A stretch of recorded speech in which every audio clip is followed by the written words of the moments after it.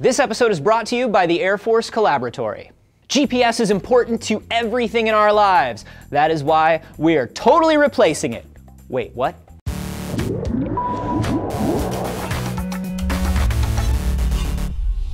In a couple days, the Air Force is launching another new GPS satellite into space. GPS-2F5 is the 5th upgraded satellite in a long-term plan to make GPS faster, more accurate, and more efficient, which is awesome, not just because I can't find anything more than a mile from my home without it, but also because it's used in everything from ATMs to dog collars to farming equipment.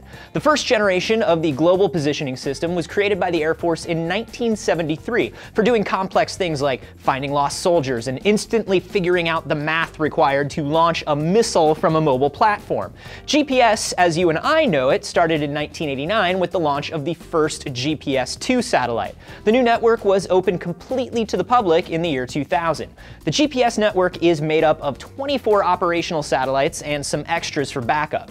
4 satellites always have a line of visibility to your receiver at any time of day. Your receiver gets information on the location of at least 3 of the satellites around you and the distance between you and those satellites. And using those measurements lets your receiver pinpoint where you are. It's called trilateration. Now, to do this, all the GPS satellites and receivers don't just have to know where they are, they have to know exactly what time it is when they're sending their positions. Say it's exactly noon and you check your GPS. If one of those satellites think that it's 12:01, it's gonna mess up your position. It might think you're moving. That's why every satellite's got an atomic clock in it that is accurate to a billionth of a second, and every receiver uses a quartz clock that constantly resets itself to match its time to the last one it got from the satellites. And that's also why GPS isn't just used in positioning anymore. It's also used in timekeeping situations where everything needs to be synchronized perfectly. Stock market trades use the atomic clocks in the GPS network because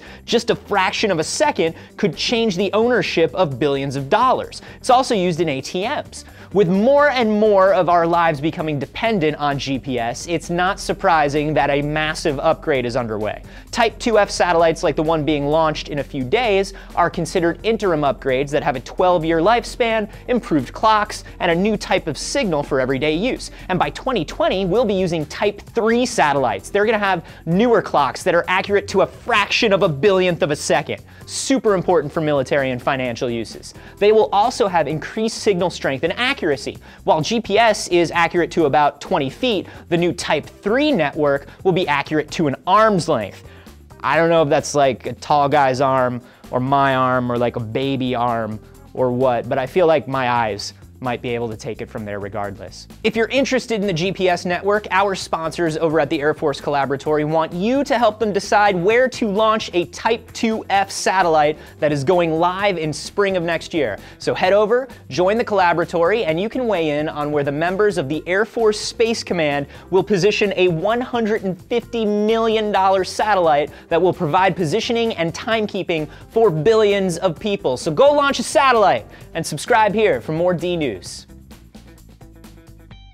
Visit the Air Force Collaboratory at airforce.com/collaboratory. Work with real airmen to solve some of the Air Force's toughest science and technology challenges. Your idea could change everything.